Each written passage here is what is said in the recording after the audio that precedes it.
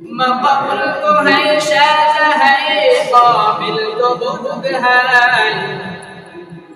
मक़बूल तो है शाह है काबिल तो बुग़्ज़ है ऐना के बनिंदे तो नहीं दिल तो बुग़्ज़ है ऐना के बनिंदे तो नहीं दिल तो बुग़्ज़ है এরবায়ের নবীর উম্মতের দল আমার আল্লাহ কোরআনে জানায়া দেন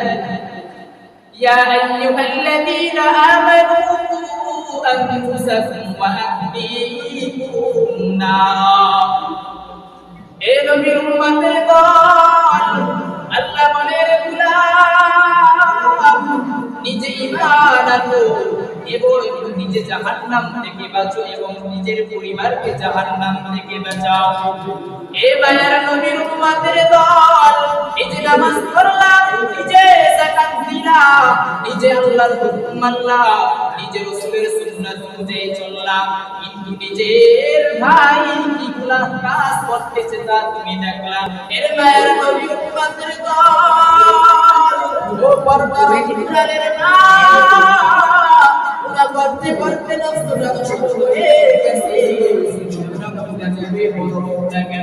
আমার আল্লাহর কাছে ওই গুনাহ কিছু না কালো নবী উম্মতের দল একটা ঘটনার মাধ্যমে বুঝায় নবীর জামানায়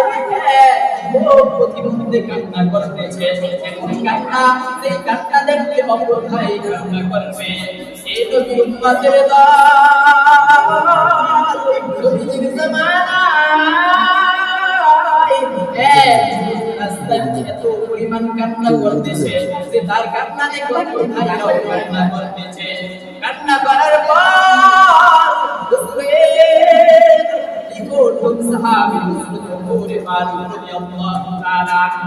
এই হযরত ওমরের নাম শুনলে দিনের মধ্যে ভয় লেগে যায় কারণ এই হযরত ওমর যেমন কঠোর ছিল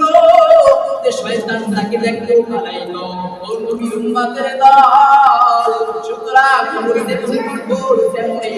ছিল এর বাইরে নবীর উম্মতের দল এই ওমর যখন রাস্তা দিয়ে যাইতেছিলেন ওই ওমর দেখতে পেলেন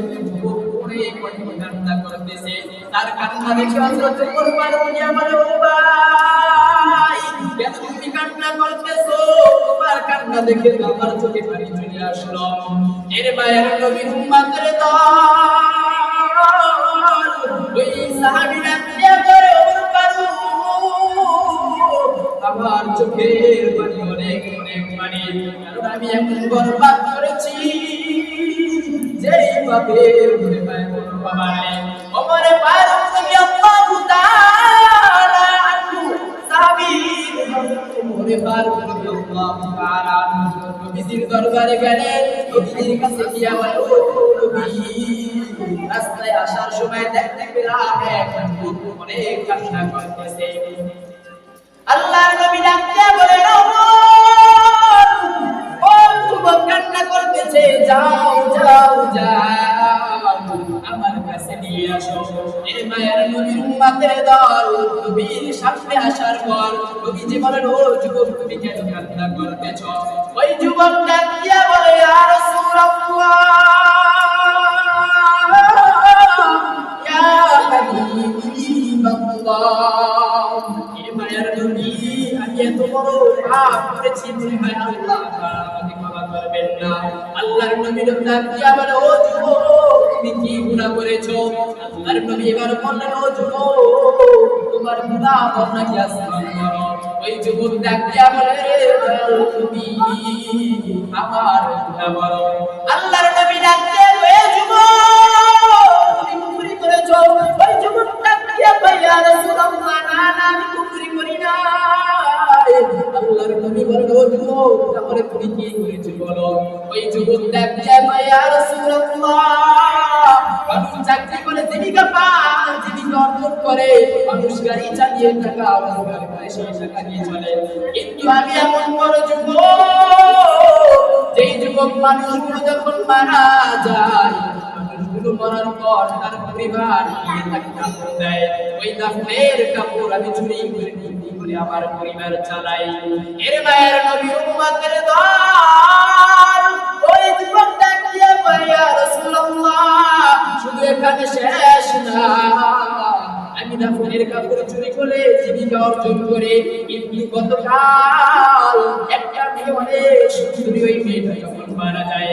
আমি ওই মেয়েটাকে যখন কবরে তার পরিবার দিয়ে যাই,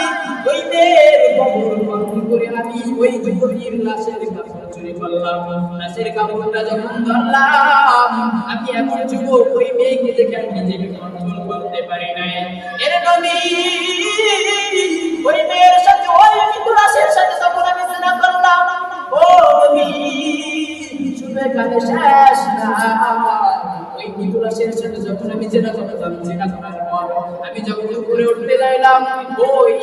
নারী লাশটা ডাকতে, ও যুবতী কোন মায়ের সন্তান, তুই কেন জিনা করছস? আমার পরিবার আমাকে সুন্দরভাবে দাফন দিয়ে গেল। এর মায়ের নবীর উম্মতের দল ওই যুবক জিনা করার পর আসলো আল্লাহর নবীকে বলল, ইয়া রাসূলুল্লাহ, আমি কাফনের কাপড় শুধু চুরি করি না, চুরি করার পর ওই লাশের সাথে জিনা করলাম। ও নবীর উম্মতের দল, এই ব্যক্তি যদি সেই মালিকের কাছে ক্ষমা চাইতে পারে, তাহলে তুমি কেন ক্ষমা পাবে না? সুতরাং আর পায়ে ধরে যুবক, এত সময় আছে, দিনের রোগ লাগে, দিনের ঘুমটা লাগে, সেই মালিকের কাছে তওবা করো, তওবা করলে আল্লাহ তাআলা মাফ করে দেয়।